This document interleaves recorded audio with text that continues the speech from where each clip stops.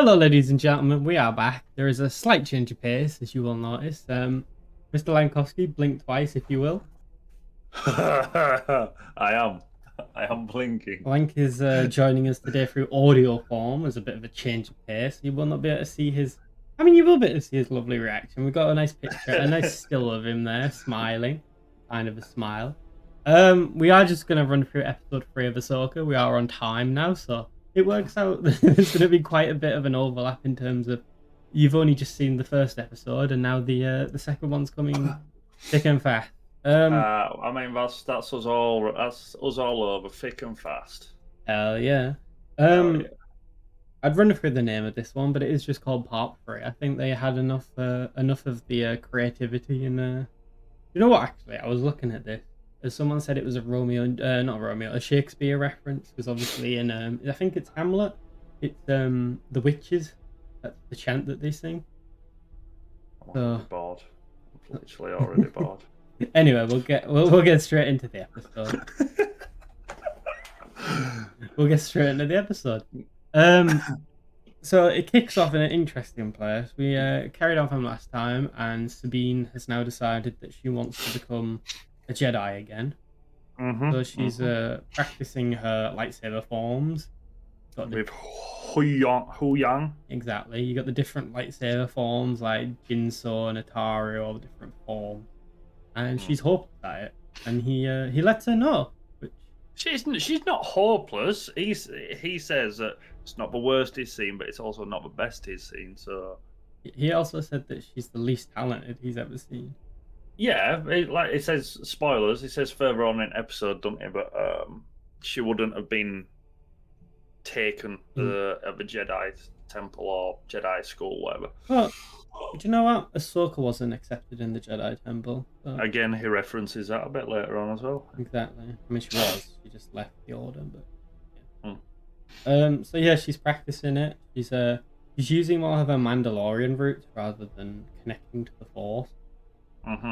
Yeah, she can't really connect. I mean, I think I'm jumping ahead a little bit, but she says she can't feel the Force, and then we'll get to. Yeah, I've seen a lot of people arguing about that because obviously there's different conceptions of how the Force works, and is it everybody has the Force, or only some people can use it, or is it, some people can, some people can't. It's like it's kind of a debate, but. And then after her training with Hu Yang, we get the first reference to another film or series within 3 minutes of the fucking start of the episode, where Ahsoka gives Sabine. It is Sabine, isn't it?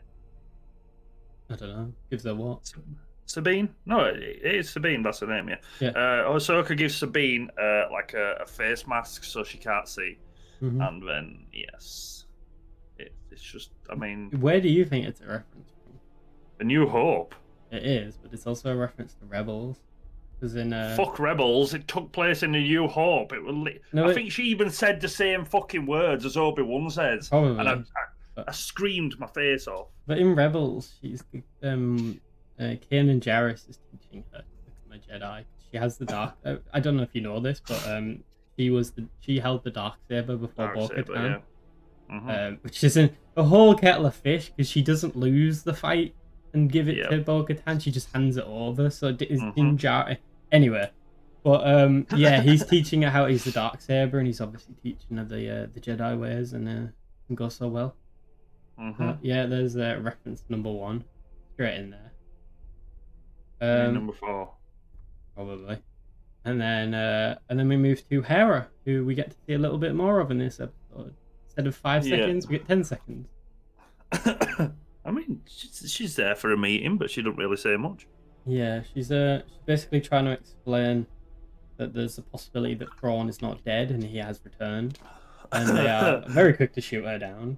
Yep, in my notes, idiots underestimate Empire and Thrawn never learn. Where have we seen this before? The Jedi's not thinking that the Sith are back because they haven't been around for thousands of years. We saw this in Mando though, where they were like, the New Republic wouldn't send the stuff to help the Oh, send Mandalorians. pilots over, yeah. Yeah, a few little Easter eggs. Mon Mothma, obviously. Mm-hmm. She's back. Love her. We've also got I've never watched Resistance. I think I watched one episode. It's literally a child cartoon, and one of the characters in it's called Kaz, and his dad is the how do I say this? Quote unquote, he's a dickhead basically, and he's like questioning her, and then Hera gives her, but were you there? You weren't there. Like I was there at the war. Yeah. And that shuts him the fuck up. Yeah. And then they have pretty much have that meeting, and then it cuts back to the ship where Sabine's pretty much telling Ahsoka that we're having a bit of a chinwag, and she pretty much tells her that she doesn't feel the Force in the way that I suppose most Jedi's do, and then Ahsoka, being the bitch that she is, moves a cup with the Force, and then pretty much says, "Do it." Get fucked. Yeah, get wrecked, noob. Do you know what? Ahsoka's not like this in the cartoon. She's got like her nickname. Anakin gives her I know Snippy. this. Oh, Snip. Yeah. So she should be like a snippy and like smart ass like Anakin, but she's not. She's all stoic. Yeah, she's all like fucking. I don't like it. It's not who Ahsoka is as a character. Yeah, I know. That's what I mean. That's why I didn't like it in the first episode, where she just like for 90% of episodes she just walked around with a scowl and not said a word. Yeah, it was fucking wound me up. It wasn't very much. We also saw Jason, Hera's kid. If you don't know, that's Hera and Kanan's kid. I don't understand why he's got green hair just because she's like green. Like surely his skin would be green, but might be a crossover with DC. Might be the next Joker. Jared Leto's Joker. Which Jared Leto? Because if it's the Jared Leto from the Snyder Cut at the end, then yes. If it's any other Jared Leto Joker, burn in hell.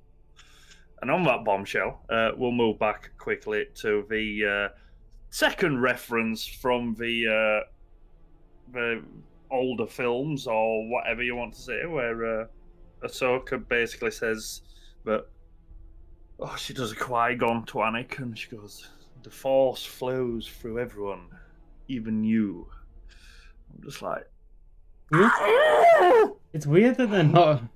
I'm so glad we can't see our face right now. I'm so confused at why they like tiptoeing around the midichlorians. Like, it's there, just use it. Yeah, I know. Like, it's not been. I think it's been mentioned once, hasn't it, since episode 1? Yeah, because of the backlash. But yeah, I don't know.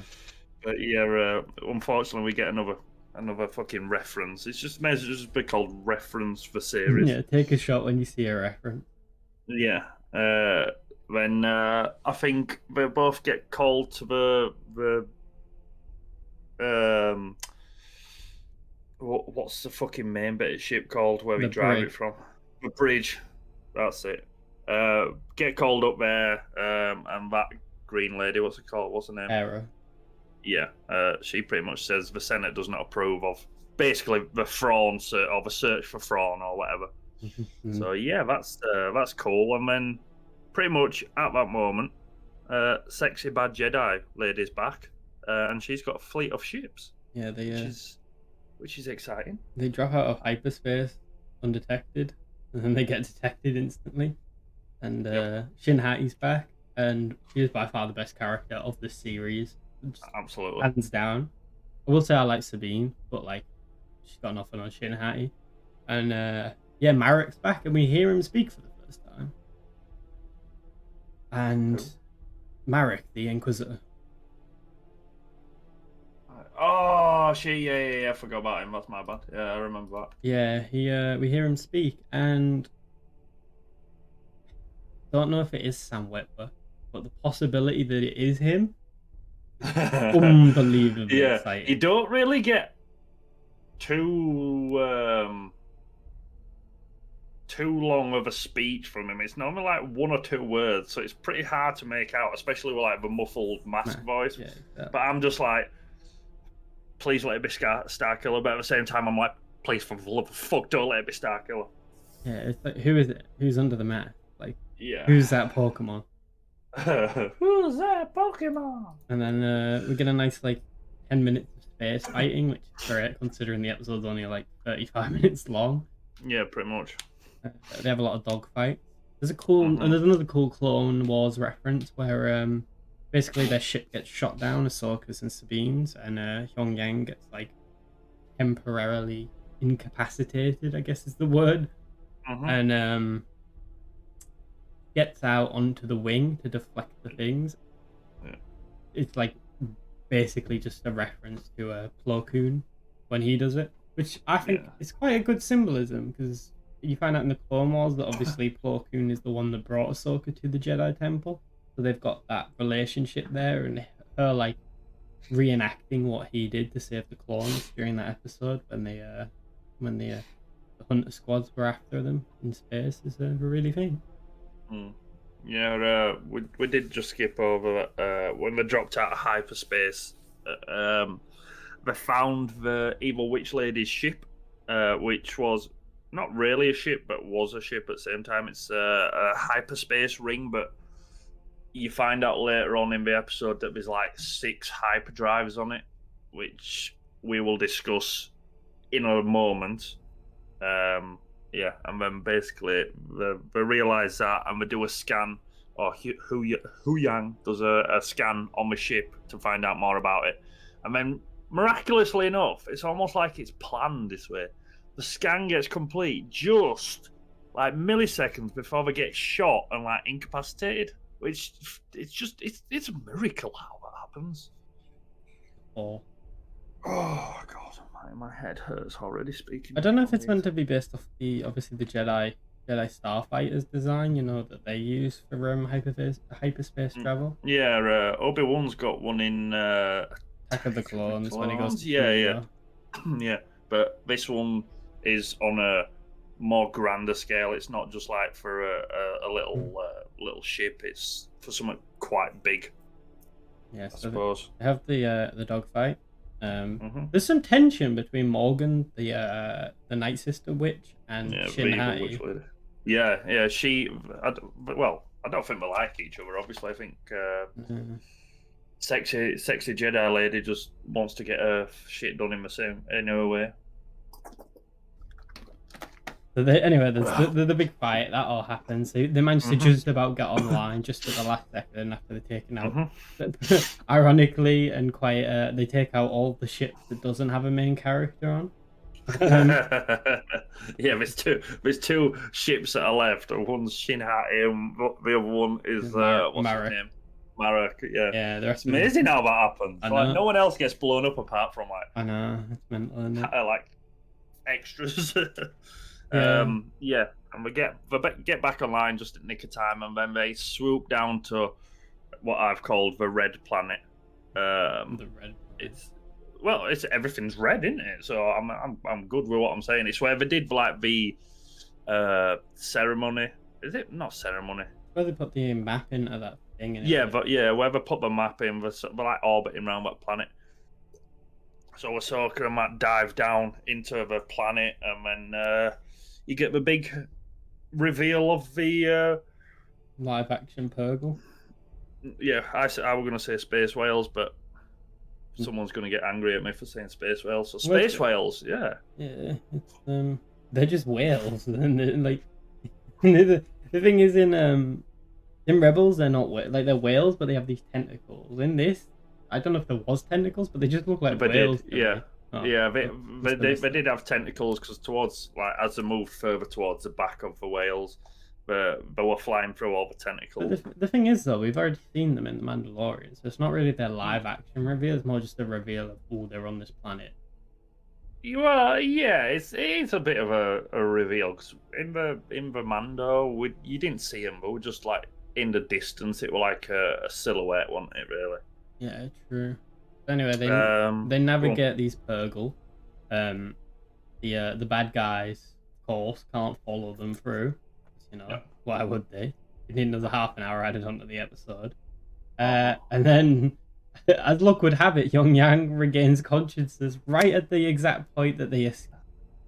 Yeah, just in the nick of time. It's amazing. It's just coincidence, I think. I was just gonna say, do you bear want to with me. just run? He wakes up and he's like, "What happened?" And then he explains everything, not without breaking the fourth wall, because obviously he wasn't aware. So it's a nice way to introduce the audience to stuff that is quite common knowledge, but obviously he missed out on. So I thought that was a quite creative way of doing it. And they, He pretty much explains the big hyperspace ring and what I was talking about earlier. But the reason he says that it's so big is because it can jump galaxies. So hey, Thrawn's coming back into galaxy travel. Yeah, I mean, we already knew that it was coming back. Anyone who's seen trailer, if not, spoilers. But if you haven't watched the trailer, we're fucking in it. So yeah, but yeah, intergalaxy travel. That's why they need 6 hyper drives. Did we get the 6th? Oh no, I think they said the 6th one was being installed. Yeah, it was the one that they stole from the shipyard in the last episode. Yeah. I wonder what ship they're gonna send through. Or they bring... What did Thrawn? Did Thrawn have a ship? Yeah, he was on he was on the Chimera. It might be that. It might be for that, but I thought the whole point of that was to bring something forward, not bring something out of it. Or does it because they'll be able to travel to the galaxy where he is and then come back, maybe. Yeah, but then they'll be stuck there. Why will they? Because unless they get on his ship. No, because does it open up like a hyperdrive, like a way, like essentially like a connection, or does it? No, it's just from what I understanding, it'll be like when you just go into hyperspace, but hyper. Galaxy. Yeah, but if they travel from one ship using that, then one of the ships has to stay behind. No, because if it can have a way to dock, I suppose. You know, we all love a good docking. Yeah. But like Obi-Wan's when he were in Attack of Clones, his docked with a hyperspace ring, didn't it? Yeah. I'm assuming maybe something like that. And then him and his ship can come back, or. That's what I'm thinking anyway, because it's weird just to have a big hyperspace ring and then, or hyper galaxy ring, and then like not have anything in the middle of it. You may as well just build a big circle. I mean, imagine trying to travel around that bitch. It'll take ages. Anywho, a bit of a tangent there, but when it comes to back onto the Red Planet where the map ceremony took place, and you get to see Baylan Skoll's first appearance this episode. And he's with, I don't know, a dozen, maybe more, assassin's droids.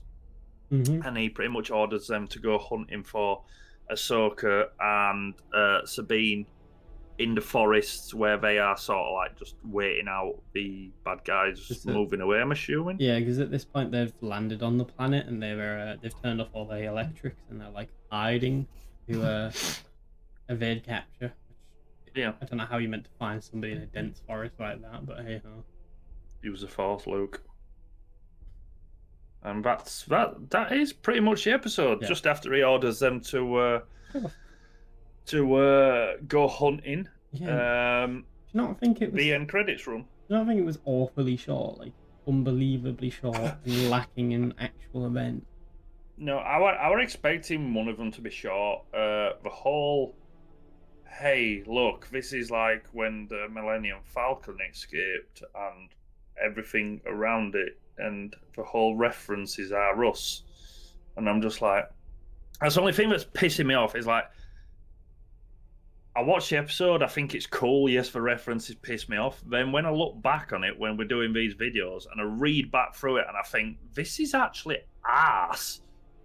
Like, when I watch it, I'm like, yeah! And then I read back and like I do a recap of it like this, and I'm just like, this is actually ass. I don't know. For me, the first episode was really good. The next two... Yeah, but like it's like saying episode 7 was actually good. No, but that was because of nostalgia. Episode 8 and 9 were the worst things ever to happen to anyone. I didn't hate episode 7 when I saw it for the first time. Hated episode 8. I detested that. And episode 9, I was just like, that's fucking done. What happened to episode 8? Oh yeah, Rian Johnson. We'll just move on swiftly before honestly, genuinely though, episode 9 was not any better. Yeah, but that's because J.J. Abrams were trying to fuck about, let me introduce this cool evil baddie. And Rian Johnson goes, you know that cool evil baddie? Yeah, let's just kill him. Why? Enough about Disney Star Wars. Why? I mean, oh yes, let's just bring back the original baddie, and the new baddie can be a clone. Hey, kids! Imagination. Fuck off. Told you not to get me going. I'm going now. I saw somewhere online where someone was like, they should have had Kylo turn to the light side and Rey turn to the dark side. To the dark side. To be honest, that's what I thought were going to happen. To be honest, but hey, we got a weird kiss and Kylo Ren give his life. Here we are. I've started the rant. Anyway, what are your reflections of the episode then? Filler. It was like a action-packed filler. I don't even know if it was filler though. What? No, because I see it more as like a connection where it's like this episode was necessary to move on to. Right, we found this big fuck off like paper drive ring thing. We've realised there's a New Republic and they're useless, even though we've known that for some time. Here's what's going to happen going forward. Like we're setting it up for the next. No, it was arse. It was just, for me, it was just a filler episode with like a bit of action in it, but all the action was just like referenced. The only thing that actually happened in it was we found their ship and what their ship was and why they're building the ship so big. That's the only thing for me that happened. Yeah, true. I mean, everything else has pretty much happened in another episode. My reflections of the series so far are, it's been good, but it could be better, and the potential for the ending is really good. Absolutely. I just hope that they follow through with it, and like for me, I wish that, and like I can't really remember which one I was thinking of now. It was one at Mandalorian series or something like that. Like I think we should end it like with Thrawn's big reveal. Mm-hmm. But I know they're not gonna do. I know that's gonna be like episode, like you said. I think episode 5 could be a big one. So I think that's gonna be like that. But you mean similar to Mandalorian, where they brought back Moff Gideon and that was the big reveal at the end of the season? Or it should have been. No, I'm not sure. There was somewhat where I'm sure it was Mando, and I was just like, why did they not do this like in between seasons, like at the end of a season or something? You know, like where series 1 of Mando where Luke comes back and takes Grogu. Yeah, I mean that's arguably when Mando should have stopped. You know. Yeah. I can't remember which one it was, but my only thoughts. That's right. I was just gonna say my thoughts on the series so far is, I know it's called Ahsoka, but she seems almost like a side character. Like I'm more interested in the other characters. Like she's boring, to be honest. She's a boring. Yeah, character. She's too. I don't know if prude's the right word, but she's always got her nose turned up and a bit like. Yeah, it's not Ahsoka. It's like a different character. Yeah, I said this to someone at work, and they said, "No, that's how Ahsoka is in the no, she's not. She's Clone Wars." And I'm like, "No, it's not. I haven't watched it, but even I know that she's not like that." Yeah, she is like the epitome of Anakin, because he's obviously her master. Like, oh, speaking of that, I want to know when he's going to be in it, because spoilers. Hayden Christensen's in it. Yeah, I had it spoiled for me, so you will all get it spoiled for you. Yeah, but it's going to be an interesting one. It's going to be a flashback, obviously. 100% it's going to be a flashback. And it's going to be, I don't know. Is it going to be? Do you reckon we're going to get? Do you reckon that's what episode 5 is, like a big flashback where she like has the fight with him, and then like in Rebels? Yeah, like he starts to turn to the dark side. And then she's trying to obviously persuade him not to, or like lead him away from it. And then you get the big fight, and then the big like, well, I suppose ending where she cuts his fucking mask off or open, you know? Cause, possibly. Yeah, we've only seen that twice. To me, the best characters have been. I like Sabine, but I liked her in the first episode more than the next two. Like, I liked her before she got stabbed and lived. Yeah. Yeah, it's weird that, isn't it? Hera's. I feel like Hera's a good character, but they just haven't used her at all. Like she's just a very backseat character. Yeah, and Shin Hati is just stolen the show. Like generally, I wouldn't be against her taking over as like the main person within the show. I know she's like the main bad guy at the moment, but like generally she should be the main person. She's just Yeah, I like Bale and Skull, but you haven't seen much of him really. Well, No. you didn't this episode, but yeah, Got that, yeah, like, those lunatic vibe those about two. What? That lunatic vibe about her, where she's Oh like yeah. calm and collective, but in like an absolute like just nut job type Chaotic of way. Exactly. Yeah. She's like I like thriving it. in the I chaos. like it. Yeah, I like it. There's those two and Hu Yang that I like. Yeah, I think. but he's just the comic relief droid character. Yeah. But like after so long of having fucking C-3PO being the non-comedic droid that takes place, and it's nice to have a droid that I actually like. I like Chopper as well. Yeah, but I can't understand him. I can a little bit. Not really. Yeah, Not I really. turned subtitles on. It just said like Chopper it's just noises. like jibber jabber or something. Didn't help at all. But yeah, that's been our rundown of episode 3. It was a short one. Wasn't much gone. Any final thoughts? No. I hope the next episode's got some decent stuff in it. I don't know really what length it's going to be. Next episode is the halfway mark of a series, so everything's got to start building pretty dramatically for me. Yeah, especially I think I saw somewhere it's 45 minutes. It's slightly longer. Good. That's good. Yeah. Yeah. Thank you all for joining. Thank you for the support recently on the last one and in general. And yeah, we will catch you next time with some more Ahsoka and Star Wars content. Adios. See you in a bit. I'm waving. Bye. He's waving. Bye.